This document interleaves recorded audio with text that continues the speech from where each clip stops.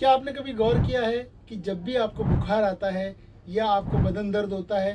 तो केमिस्ट की दुकान पर जाकर आप एक ही दवा बार बार लेते हैं। दोस्तों, हर व्यक्ति की वर्तमान मानसिक स्थिति, उसकी शारीरिक बनावट, उसकी सामाजिक स्थिति या उसकी जो खान पान की दिनचर्या की जो आदत है, उसके हिसाब से हर व्यक्ति की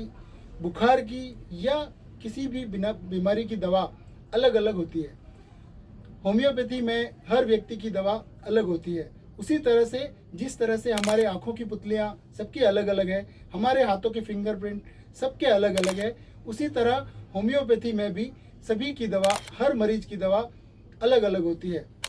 जब आप अपने होम्योपैथी चिकित्सक के पास जाते हैं अपनी एक्यूट बीमारी, यानी कि एक्यूट मतलब कि अचानक आपको किसी बीमारी ने घेरा है 2-3 दिन, 4 दिन, 6 दिन, 7 दिन के लिए, या किसी क्रोनिक बीमारी ने आपको घेरा है, किसी क्रोनिक मतलब किसी गंभीर बीमारी से आप ग्रस्त हुए हैं,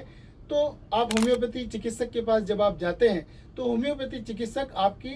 सारे सिम्टम डिटेल में लेकर, मानसिक सिम्टम, आपके शारीरिक सिम्टम, आपकी वर्तमान परिस्थिति, आपकी वर्तमान शारीरिक, मानसिक एवं अन्य परिस्थिति और पूर्व में हुए आपके हॉस्पिटलाइजेशन, आपकी जेनेटिक हिस्ट्री, आपके माता पिता को क्या क्या बीमारियां हुई, उन सभी सिम्टम को नोट करके जिस तरह से एक चित्रकार कोई चित्र बनाता है, उसी तरह से होम्योपैथी डॉक्टर भी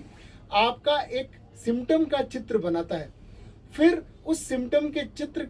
के हिसाब से ही आपको एक दवा होम्योपैथी डॉक्टर सजेस्ट करता है और आपके सभी सिम्टम का संबंध उस दवा से होता है और आप ठीक होने लगते हैं, चाहे आप एक्यूट बीमारी से ग्रस्त हो, चाहे आप क्रोनिक बीमारी से ग्रस्त हैं। तो वास्तव में कहने का मतलब ये है दोस्तों कि जब भी कोई व्यक्ति बीमार होता है तो हर किसी की शारीरिक बनावट और उसकी मानसिक स्थिति और परिस्थिति के हिसाब से दवाएं अलग अलग, व्यक्ति की अलग अलग दवा होती है, चाहे वो एक ही बीमारी से, एक ही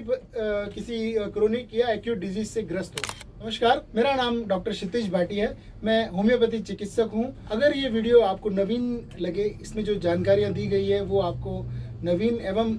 अच्छी लगे, तो हमारे वीडियो को आप लाइक करें, सब्सक्राइब करें, फॉलो करें और शेयर करें, और यह जानकारी